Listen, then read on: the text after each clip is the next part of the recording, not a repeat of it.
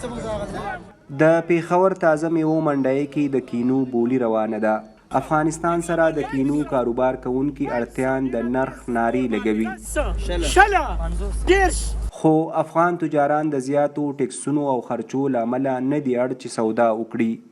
یوازې دا کینو چې دی دا د پاکستانیانو دی، نور ټول پکې افغانان لګې دي. غریب او ترانسپورټ والا، وړوکیا تاجر، مزدور، ټول افغانان پکې لګې دي. او د مال ویلو چې ده هغه کمه ده او ټکس دغه مسؤل له افغانستان زیات دی او ټول پکې افغانان، تاوان هم د افغانانو دی. نو موږ دا غواړو چې دا ټکس کم کړي افغانان. سوداګر وایي تیر کال به افغان حکومت په 40 ټنه کنټینر د 15 لکه روپو پورې مالیه یا ټکس اخیستو، کوم چې روان کال کابو 14 لکه روپو ته رسولې. د پیښور میوو منډی کې 20 ورځې وړاندې د کینو سیزن شروع شوی، خو افغان سوداګر وایي کاروبار په ټپه ولاړ دی او د اغستو څوک نشته. نو موږ له واره کوي چې موږ کومې پیسې پنجاب کې ورکړي دي نو هغه موږ له مال راوړي، موږ نقصان کېږي ډېر زیات. دا 10مه 15مه 20مه ورځ ده زمونږ د اړتیانو غریبانانو ډېر کافي نقصان وشو په دې سپورټ کې. او اوس کار غونډ بند شو، بندېږي ورځ د ورځه، نورم کمیږي.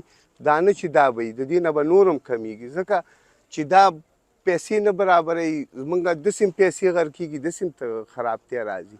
ایکسپورټران وایي د پیښور میوو منډی کې دوی ته د 10 روپو پورې 1 کیلو کینو پریوزي، خو بیا په افغانستان کې دغه 1 کیلو په 80 روپو دوی ته تمامیږي. سوداګر وایي کینو د غریب وګړي میوه ده او افغانستان کې بالکل نه کیږي، خو د بده بخته په افغانستان کې د طالبانو حکومت د حد نه سیوا ټکس پرې لګولې. باید په دې نظر وکړي.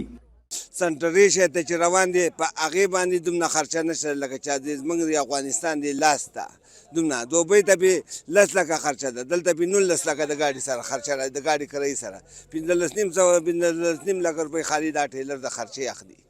نو دا خو روزګار ده د معلوم ته زموږ وګوره ټول ترپالونه پې پراته دي، څوک یې ډکولی نه شي.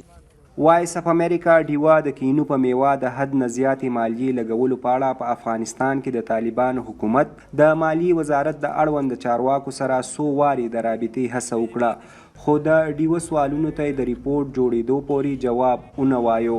عثمان خان، وایس اف امریکا، ډیوا، پیښور.